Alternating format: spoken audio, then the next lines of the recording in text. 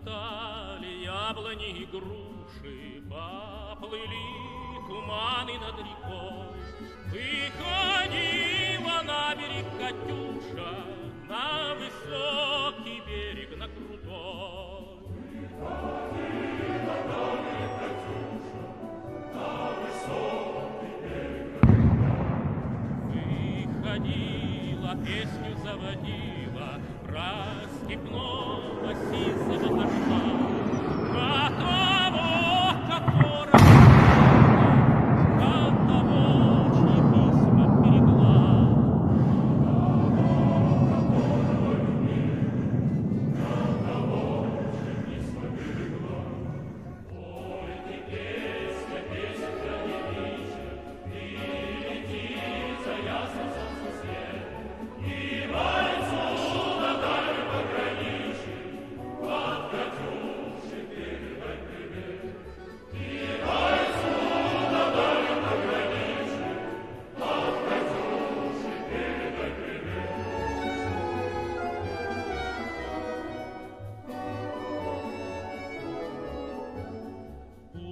он вспомнит девушку простую, пусть услышит, как она поет, пусть он землю бережет родную, а любовь Катюша сбережет.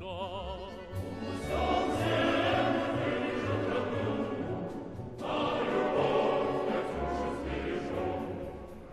Расцветали яблони и груши, поплыли туманы над рекой. Выходила на берег Катюша, на высокий берег, на крутой. Выходила на берег Катюша, на высокий берег, на крутой.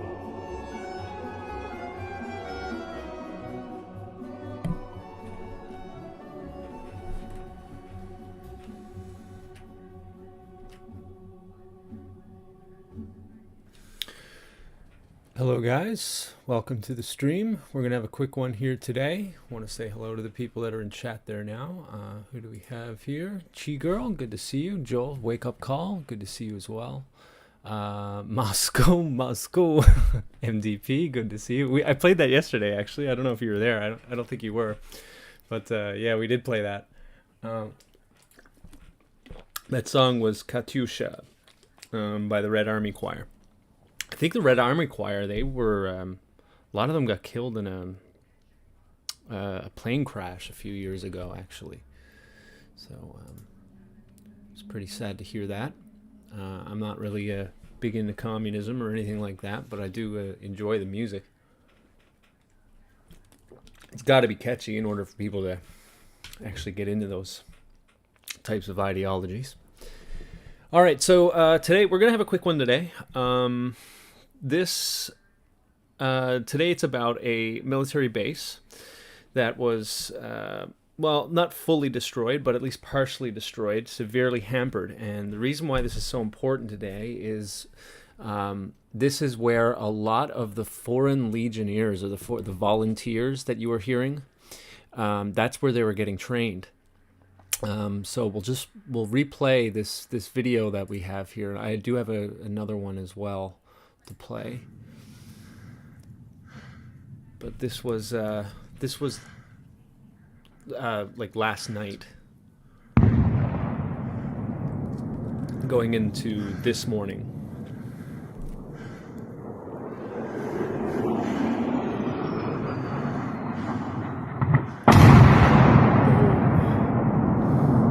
Huge explosions. It's probably the best that we were going to get, because you can't have phones on the base. But we do have some aftermath footage as well.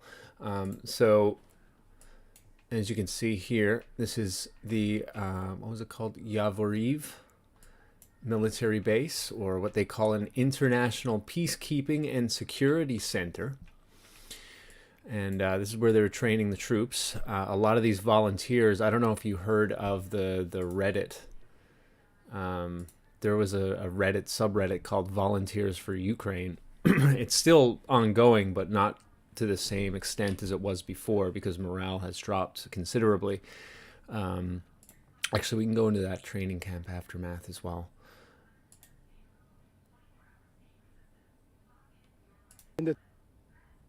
Oh. J'ai des copains qui sont morts, donc on se recule. He's speaking a bit fast. It's going to be hard for me to translate this. It's in French, so bear with me. Voilà, la base vient d'être bombardée, on s'en va. The base has been bombarded. J'ai des copains qui sont morts, donc on se I have comrades or friends that are dead. recule, on se barre.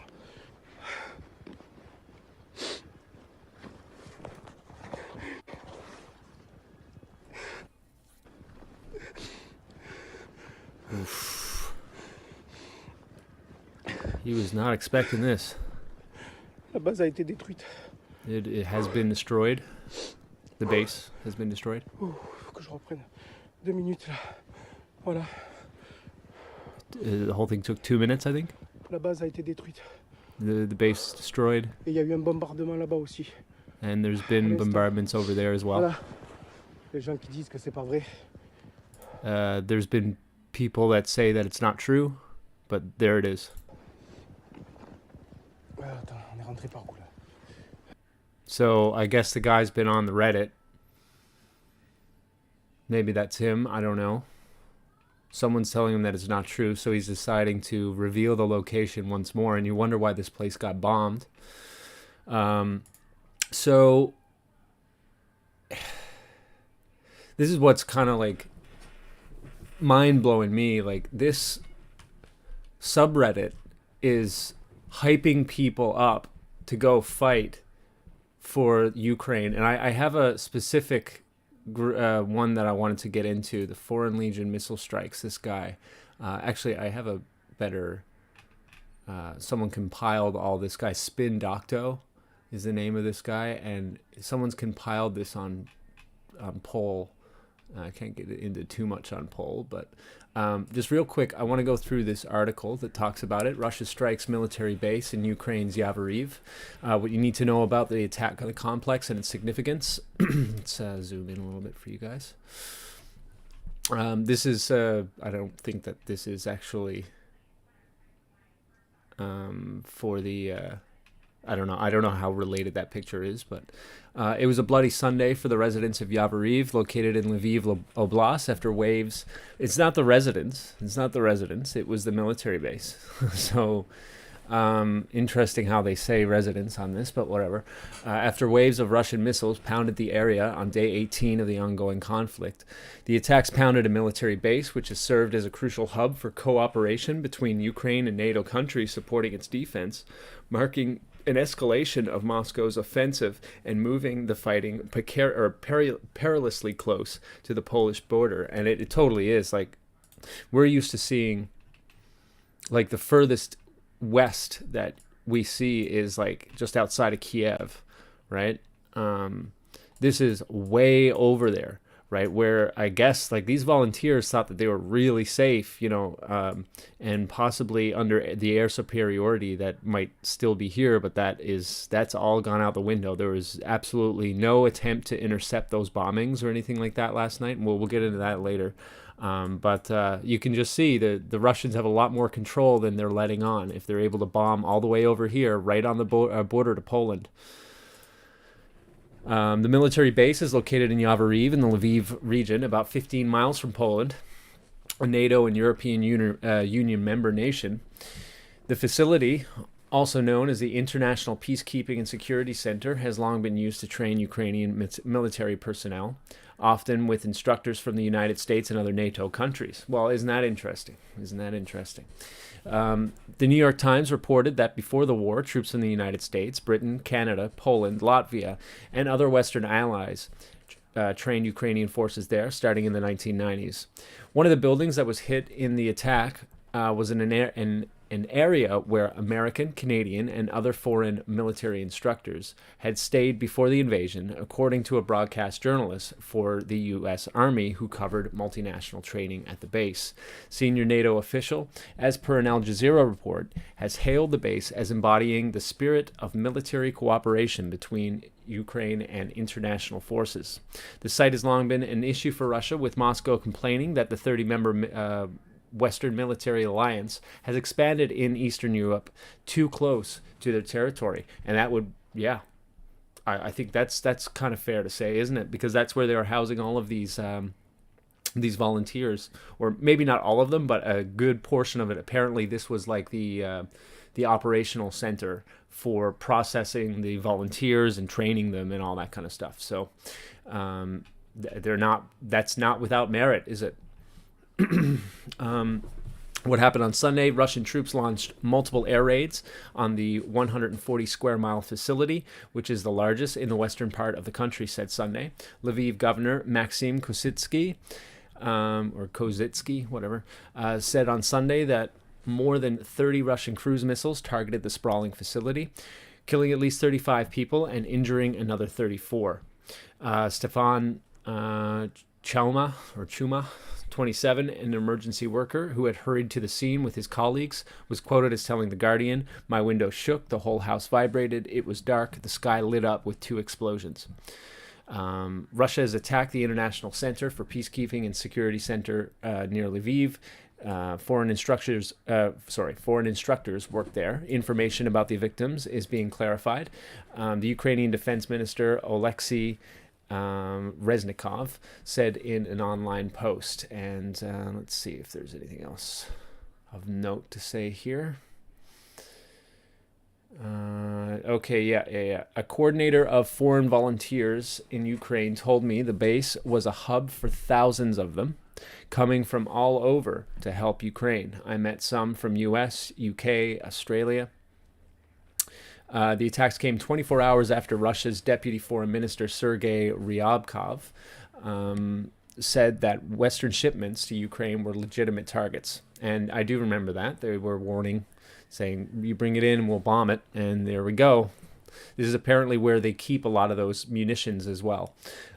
We warned the United States that the orchestrated pumping of weapons from a number of countries is not just a dangerous move, it is a move that turns these convoys into legitimate targets, Russian Deputy Foreign Minister Sergei Ryabkov told state television on Saturday.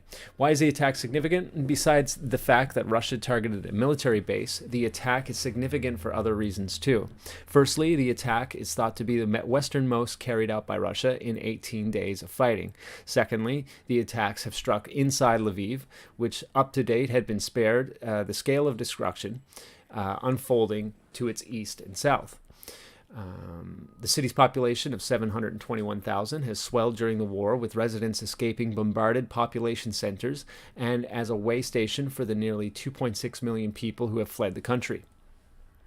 On the 11th of March, First Post had reported that Russia had extended its attack to new cities, particularly in the western part of Ukraine, and it was worrisome.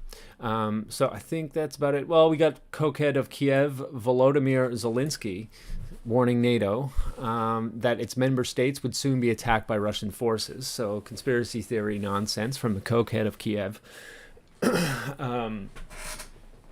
He's saying that Russia's going to be bombing other countries, and well, that's one more tactic that he seems to be doing by trying to pull in NATO into the fight that he ultimately started, in my opinion, by its continuing to attack the Donetsk and Lugansk regions.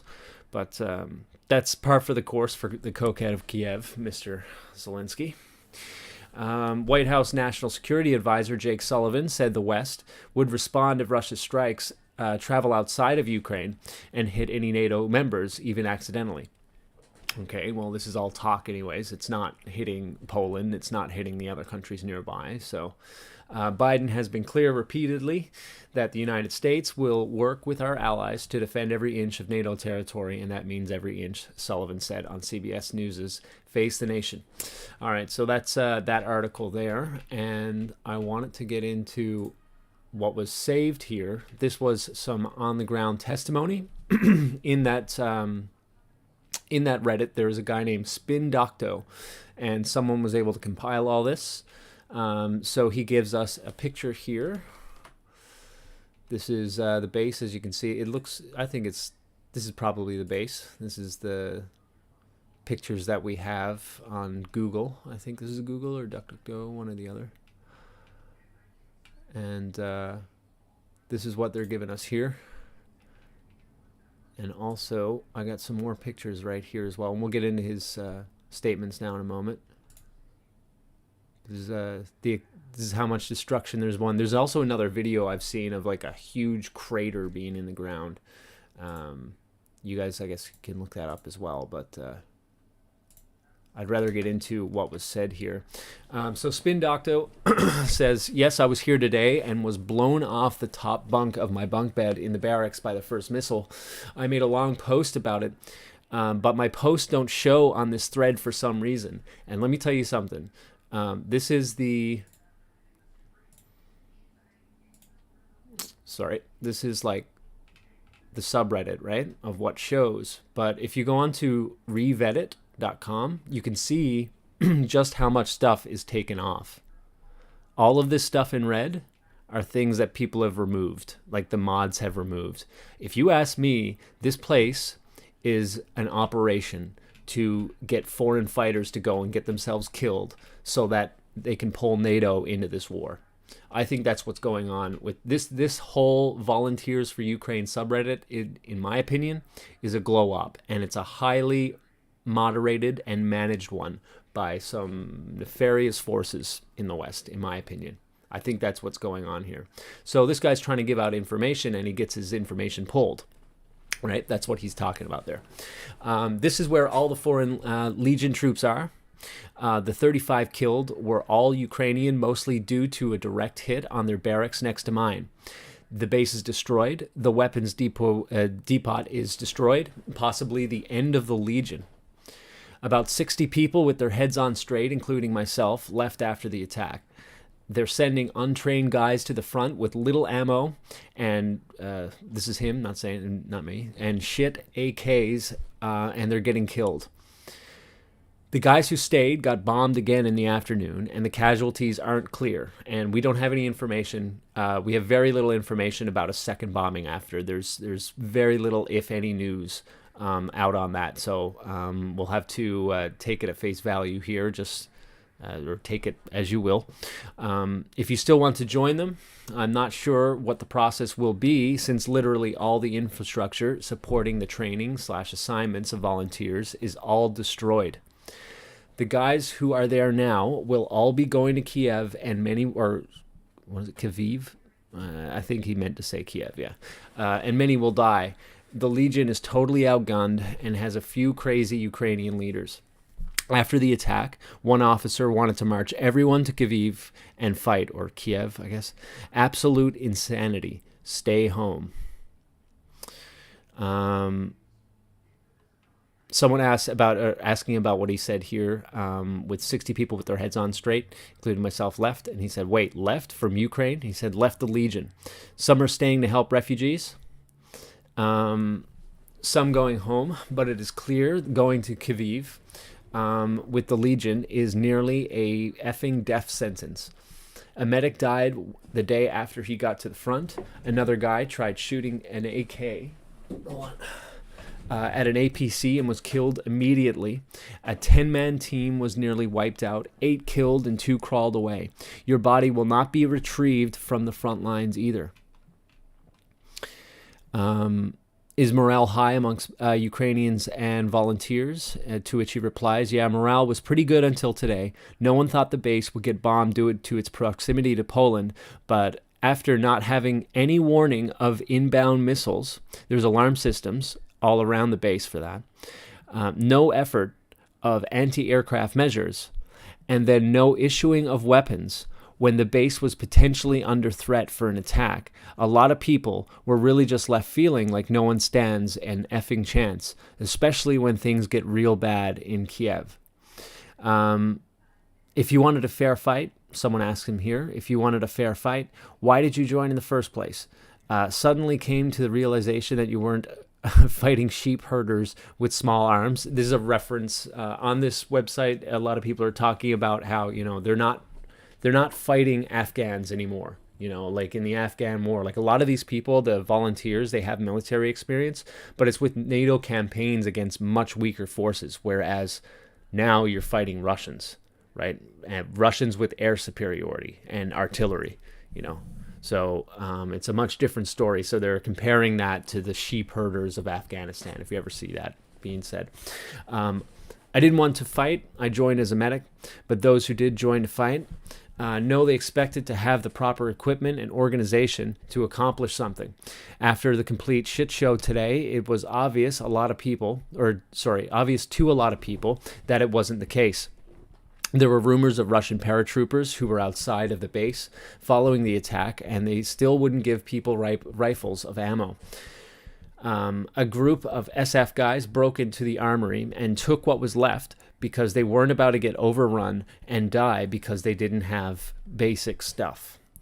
And you get a whole bunch of people saying that he's a Russian spy and stuff like that. And, why have we not heard enough from you? And to which he replies, dude, I deleted all my posts because I didn't go to Ukraine for the clout. I asked the right questions, deleted my posts, actually bought a plane ticket and brought my butt over. He said, brought his ass over.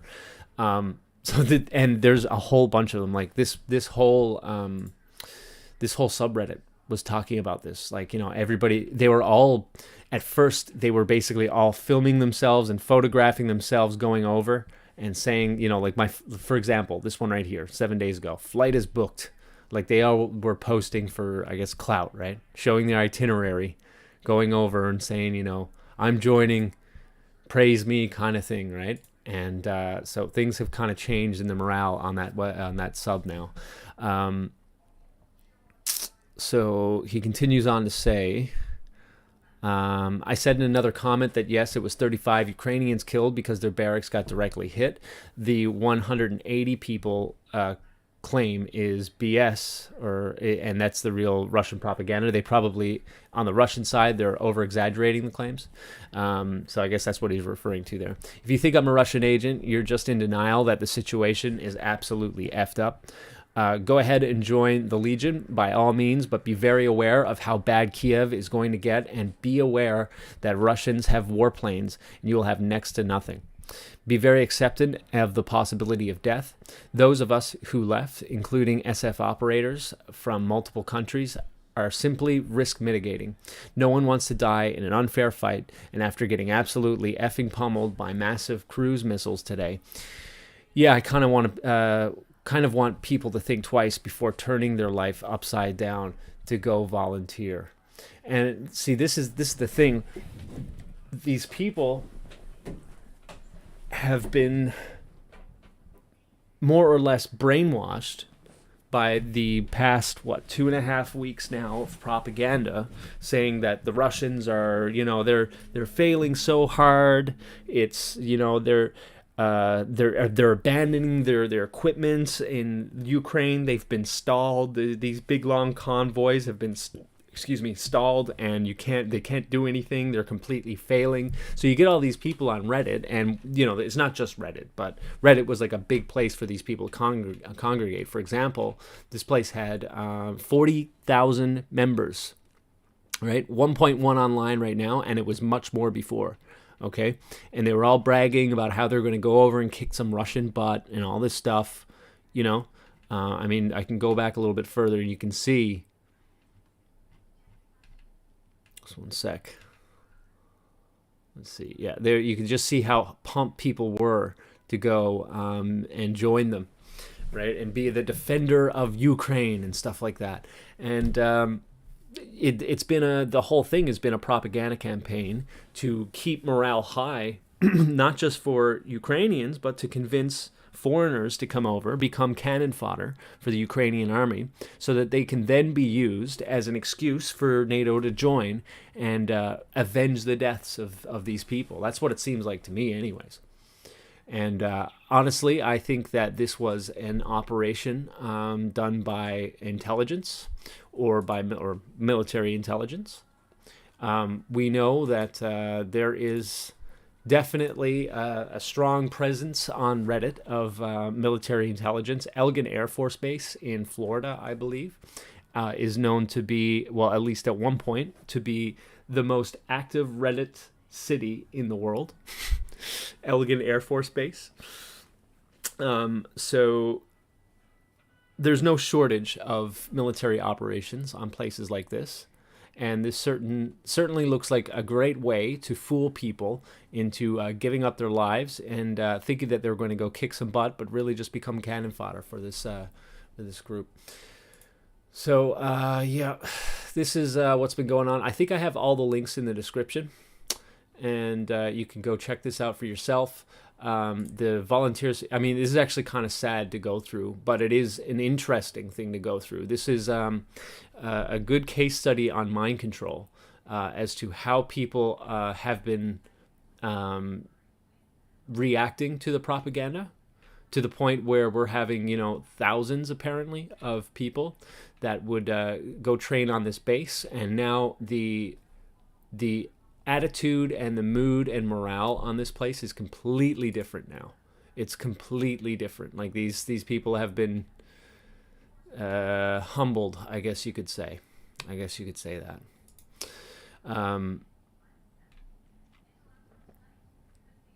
And how's everybody doing? Hey, peace. Good to see you, Gordine. Maverick Music, good to see you as well. That's where a lot of the Reddit freakazoids were. They're all crying about it over there. Yes, exactly. This is the biggest thing about this place is that it is where all of these Redditors got fooled into going, and they were all bragging about and using it for clout and upvotes and all that kind of stuff. And this just goes to show the power that social media holds and the corruption of the human heart. How people will be willing to ignore all the information and ignore the fact that Russia is a very strong country. Yeah, they really are. Like we can say that they've been failing all you want, and it's easy to say that when you're over here or on your Reddit or on, social media. But when you get over there, it's a whole different story altogether, Let's see. Avidan showing power levels. How so? I don't know what you meant by that, Tox. Nick W says, spot on, Avidan. They want all the hotheads to go and fight each other for years. Yeah, and then use them excuses and all that kind of stuff. I got info from Facebook. Russia has given up. Ukraine won, said Facebook. Yeah. This. I mean, well, we've been seeing this now for, I don't know, what was it? 2.5 weeks. That Russia's failing, and maybe they're not doing as well as they would like. I'm not even too sure of that either, to be honest with you. I mean, if they wanted to do better, they could have just leveled cities,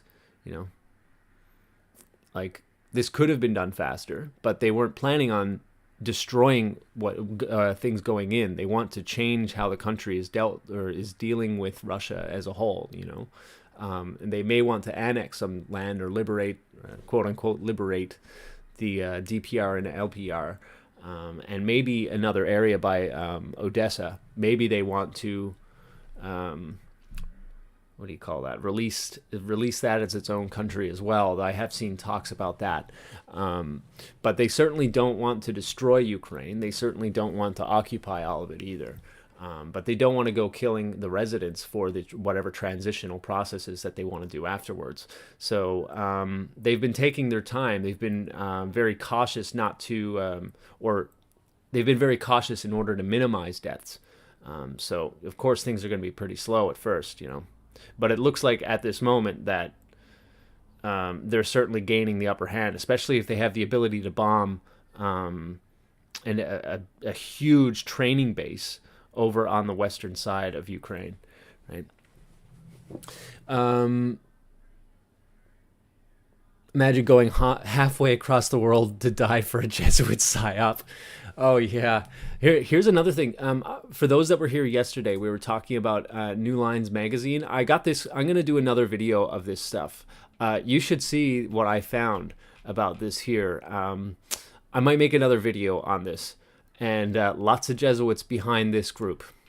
Lots of Jesuits, and I found Stratfor ties. I found tons of different stuff. If you guys want to look into this for yourself, New Lines magazine, and the people that are behind it, you just look it up for yourself too. New Lines Institute for Strategy and Policy.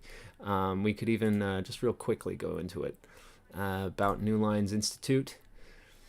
Where was I? All right. Okay, let's check it out. We got Ahmed Alwani. Lots of them come out of George Washington University that I've noticed, which if you look up George Washington University, you will find a very strong partnership with the CIA. Robert Blackburn came out of St. Edward's University in Austin, Texas. Austin, Texas being a stronghold of Stratford, number one. St. Edward's University being a Catholic university.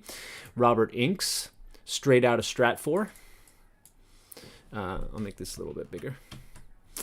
Who else do we got? Faisal Itani. I do believe I saw him. He's out of John Hopkins. And guess what? Mr. Public Policy from Georgetown University. Georgetown, the Jesuit diddler capital of America. What else do we got here? I mean, it's basically it's like the who's who of Globo Homo in this group. And these, anyways, the reason why I bring these guys up is that they were the ones that were claiming that the Russians were at the checkpoint at which the journalist died. It was the only source that I could find that Russians held that checkpoint. Everything else points to the Ukrainians holding it and possibly being the ones that killed that reporter. Brent Renaud or whatever. We got this chickie here, Claudia Gago Ostos from Loyola University, Chicago. This is like the Jesuit shill infestation. And this is out of Washington, D.C. This is a think tank out of Washington, D.C., basically. They're provided by the Fairfax Educational Foundation, and that's out of Georgia itself, but these guys are out of Washington. And the more that you go down this list of people, the more Jesuit-trained people that you find. Of course, you get a few little hats here and there, that's for sure. We know how that works. Gabriella Cipolla. I don't know about these guys. I don't know where she's from. But, how about that? She's out of USAID's Bureau for Humanitarian Assistance. And for those who don't know, USAID is a CIA front group. So, it's just the who's who. They don't even try. They don't even try to hide it. And these are the only people. These are the only source that I've seen that was showing the Russians controlling that European bridge where the NYT reporter was killed. It's the only source. The only source that talks about the Russians being there. So imagine that. Fun times. Glad Avidan is not buying into this BS script. Yeah. I'm certainly not standing for Ukraine and the crap that's going on over there. I do think that the whole thing is messed up on both sides. Meant to suck us both in and to pick a side. Either one will do in their mind, right? And if we go for Russia, we're going for one side in 1984. If we go for the other one, then we're picking Globo Homo, right? Doesn't matter. It's fine as long as we're under the boot of one of them. They'll be happy, right? Speaking of sucking people in, you should see Namiko Network Channel. This guy is all in on Ukraine propaganda, and his chat is cringe. Namiko Network Channel? I've never heard of them before. Maybe I'll check it out, man. Thank you for passing that on. Showing power levels means you see what the heck is going on right now and cut through the BS. Hey, that's cool, man. Awesome. Isn't it amazing that Israel is also undergoing the largest cyber attack in its history? The timing is impeccable. I just read that just before I went on too. I was like, oy vey. Yeah, for sure. Yeah, crazy stuff. Nick W. says, people don't have much sympathy for reporters, especially not men. Yeah, and you know what's interesting? I don't see a single headline about the poor guy. I don't see it, not for today. He's just been forgotten about. And you know why, right? You know why nobody's talking about him anymore is because the storyline that he got killed on Ukrainian-held territory by Russians is just completely untenable, right? I think even like, the half the normies or whatever are clicking into that real quick. So we didn't hear anything about that today, right? They swapped out for more coronavirus news over in China, right? But I don't hear anything about Brent Renaud today. Now that I think about it, let's see. What happens if I go on to our old trusty MSM group there, Brent Renaud? Yeah. 8 hours. Oh, Democracy Now! That's 8 hours ago. Let's give them a second. This is Democracy Now!, democracynow.org, Democracy The Now! War and Peace Report. I'm Amy Goodman. On Sunday, the award-winning U.S. journalist Brent Renaud died after being shot and killed near a Ukrainian checkpoint in the city of Irpin. That's just outside the capital, Kyiv, where there's been heavy fighting as Russian troops advance on the capital. Ukrainian officials accused Russian forces of killing Brent, though Agence France-Presse reports the exact circumstances are unclear. Oh, okay. All right. Well, Democracy Now!, of course, I don't trust. But interesting how they'd even mention that part, to be honest. Yeah. But no one else is following up on this. No one else. Good to see you, Twitwit. A Fox News journalist was injured by the Russians. Hold on. Let's see. Oh, this is today. We got a new one. All right, so they got another source there. Hold on.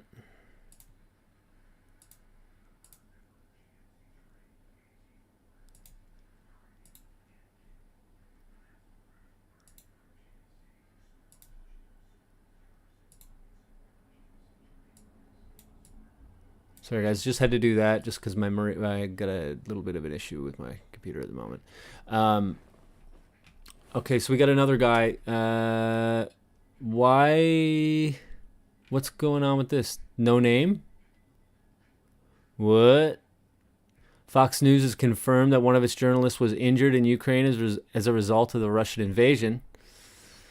News agencies are reporting that the unnamed journalist has suffered shrapnel wounds and multiple leg fractures. Why are we getting an unnamed? Why is it unnamed?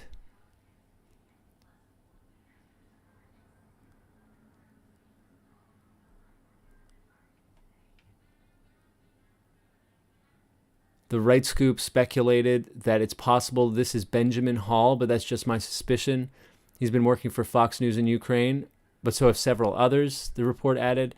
According to what I believe is the original source for the article on Facebook, the journalist is in intensive care. Yesterday, we reported that U.S. journalist Brent Renaud was shot and killed. 2 others were wounded. Okay, yeah, we covered that yesterday. But why is Fox News not reporting who it was? Or are we just like, oh, yeah, another one died. Why aren't you doing anything about it, NATO? You know what I mean? Like, is this just another taunt? Sources say. Wow, interesting. Thank you. Thank you for showing that. Appreciate it. What else we got here? Soros back Democracy Now!, of course. Yeah, I don't trust him. Don't get me wrong. Don't get me wrong. But it's interesting how no mainstream was really picking up on Brent Renaud again. Like no further investigation is required on a reporter that just got killed, right? It's because the story doesn't work for them. The biolab story is hurting the U.S. People are not buying the story that the U.S. built them to help the Ukrainians. Well, it doesn't make any sense. They're what is it? Their excuse is that they are dealing with leftover viruses from the Soviet era. And it's like, well, how long does that take to deal with that, right? It's been, 30 years Like, why can't you get your crap together and fix that up and deal with it, you know? Let's see. The Russian guy brought up the reporter today at the UN meeting. He was like, the Ukrainians still run that whole area. We had nothing to do with it. And listen, I'm not one to just take the Russian side at their word either. Don't get me wrong. But that makes a whole lot more sense than what we've been given by the MSM. It's still held by them, like to this moment as well. Irpin Bridge is still under Ukrainian control. The Irpin mayor has blocked reporters from getting in there now. Right? It's because their boys are getting killed, at least in my opinion. I think it's pretty obvious, right? Can we make a GoFundMe for the president of Ukraine? He does not need your money, my friend. Do you realize he has $1 billion in an offshore bank account? He's unnamed because he's CIA. Yeah, man, why would they just say his name? If he's been injured, you know, like what's going on there? What is going on there? I mean, I just got this information just then, obviously, so I don't know too much about it. I haven't really gotten a chance to think about why they would withhold such information. But unless you're doing some shady stuff over there, I don't know why you can't just say who it is. Yeah, I hope it's propaganda for Cooper. No, it's not. It's not Cooper. He's CNN. This is the Fox News guys that we're talking about. But wasn't he over there? Wasn't Anderson Cooper over there teaching people how to make Molotovs or something? I'm not 100% sure what was going on with that, but yeah, I do know that he's involved over there. And I mean, we all know Anderson. He did his internships with the CIA. You don't just leave the CIA. You're connected. Not sure I believe they were being shot and killed. Probably another form of propaganda to drum up support. Can't see them risking actors like Sean Penn and Vice as a result. Well, I don't know. Would they kill them off? I don't know. I don't think that like the elites really care that much. They just need the blood, right? And while we saw what they did in the Euromaidan, they literally, like, did you see like the whole snipers thing? Like they were taking protesters and they were like, yeah, guys, come on, stand like right here. Stand like right here, guys. Stand here. And then like the snipers just started picking them off. Like they were obviously leading these people to be slaughtered. Why wouldn't they do it with a reporter? Right? Especially like, say, maybe a reporter knew too much or something like that could become a liability. You know, why wouldn't you? Why wouldn't they? They don't care about lives. Right? I'm not saying that you're wrong. I'm just saying that they could very well, you know, kill someone, right? This stuff is so unbelievable, though I feel compelled to believe. Yeah. This bombing though, I think that this is another example of that right there, where they lead them in to be slaughtered, right? So this could be part of a show. For all we know, how are the Russians able to get that far over there? That's a good question to have.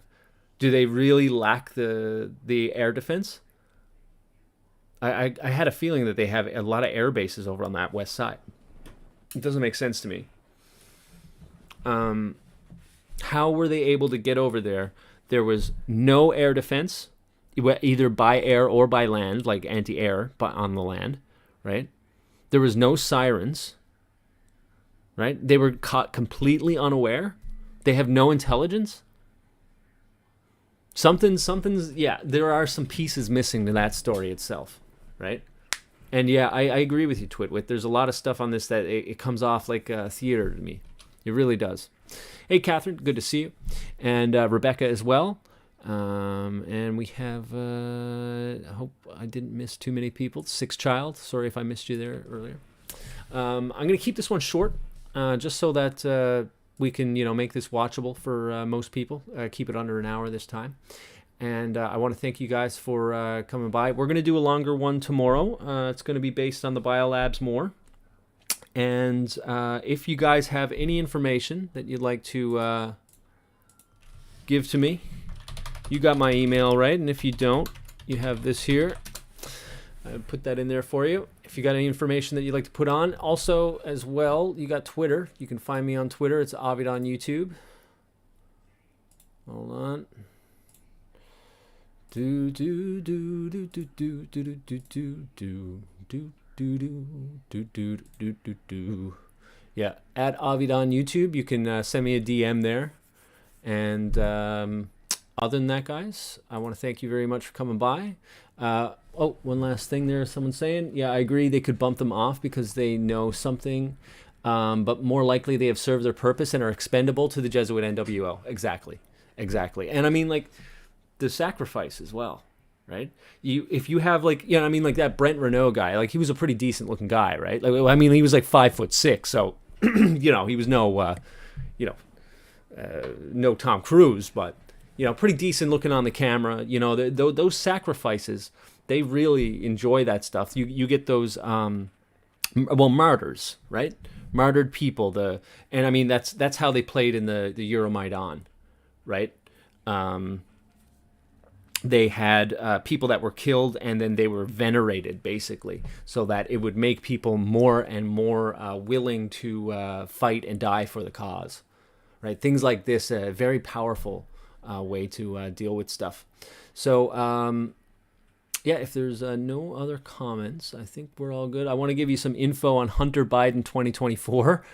Do so. Sheriff, definitely get in contact with me, man. You got my email, you got my Twitter, and we will go from there. If you guys like what you see, I'm going to try and keep some more shorter stuff on the go as well. So please like the video if you don't mind. I hate asking this kind of stuff. Is Tom Cruise only 5'6"? I didn't know that. I don't check out guys, so I had no reference. But yeah, like the video if you want to see this get to more people, this kind of information. And don't forget to comment anything like that you wanted to add. You're more than welcome to always get in contact with me or leave a comment under the videos as they come. And as always, it's been great to chat with you. And yeah, maybe I'll check out that video you're giving me there. Thank you very much, guys, and we'll see you on the next one.